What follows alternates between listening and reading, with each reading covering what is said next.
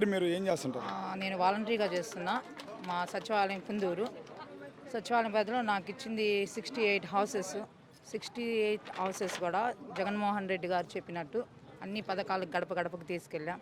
Party feeling లేకుండా, ఎలాంటి politicians ఒత్తిడి లేకుండా, ఏమి ఇబ్బంది లేకుండా అర్హత ఉన్న ప్రతి ఇంటికి అది మేము చేసాం. డెఫినెట్గా మా కృషి మేము చేసాం. ఎవరిని బెదిరించాల, ఓటేయండి అది అని. సర్పంచ్ ఎలక్షన్ కానీ, జడ్పీటీ ఎలక్షన్స్ కానీ, ఏదైనా కానీ రిక్వెస్ట్ చేసాం. ఇంత మంచి చేస్తున్నారు కాబట్టి అలాంటి నాయకుడు, అలాంటి జడ్పీటీసీలు కానీ, సర్పంచులు కానీ మీకు ఫేవర్గా ఉంటారు, ఆయన తరపున ఆ పార్టీ తరపున నించున్నారు అని చెప్పి మేము వాళ్ళకు ఓట్లు వేయించాం. రేపు రాబోయే నియోజకవర్గపు ఎలక్షన్స్ అయినా కానీ, లేకపోతే సీఎం ఎలక్షన్ ఏదైనా కానీ మేమైతే రిక్వెస్ట్ చేసి అంటే ఆయన చేసిన మంచి పనులు వాళ్ళు డెలికేట్ చేసి ఇంత ప్రయోజనం పొందాం. మళ్ళీ గెలిపించుకుంటే ఇంకా ఎక్కువ ప్రయోజనాలు రావచ్చు మనకి. చెప్పండి, ఇప్పుడు ఏదైతే ఉన్నారో మీ క్లస్టర్లో 68 ఏళ్ళకి మీరు పార్టీలు కులాల మతాలు చూడకుండా పథకాలు, కానీ మీరు ఒక వైసీపీ పార్టీలో పనిచేస్తారంట కదా?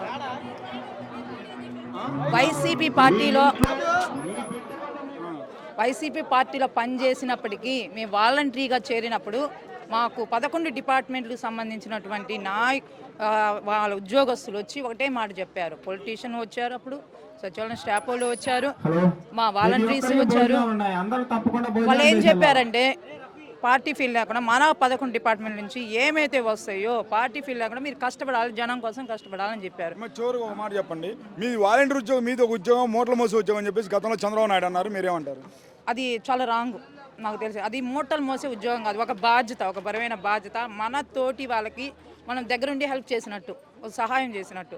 అంటే మళ్ళాంటి వాళ్ళు ఉంటారు, పెన్షన్ లేని వాళ్ళు, వితంతువులు ఉంటారు, చదువుకోవటానికి ఇబ్బంది పడి ఆగిపోయిన వాళ్ళు ఉంటారు, ఇద్దరు పిల్లలుండి పిల్లల్ని చదివించకుండా బాధపడి ఒక పిల్లవాడిని చదివించి ఆగిపోయిన రైతులు నష్టపోయినప్పుడు వాళ్ళ పడుతున్నట్టు కష్టము మనం ఆ రైతు కుటుంబాల నుంచి వచ్చినప్పుడు వాళ్ళ బాధ దగ్గరుండి చూసుకొని ఆ బాధని ఎక్స్ప్లెయిన్ చేయొచ్చు.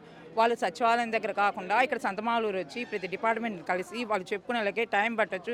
అవి ఓకే, మన వాళ్ళ ఇళ్ళకి చేరేటప్పటికి ఆ ప్రభుత్వం కూడా ఎండు కావచ్చు. ఎక్కడ దాకా ఎందుకు, ఒక ఇల్లు కట్టాలంటే ఆ ఇల్లుకు బిల్లు శాంక్షన్ కావాలంటే దాంట్లో తినేవాళ్ళు చాలామంది ఉంటారు.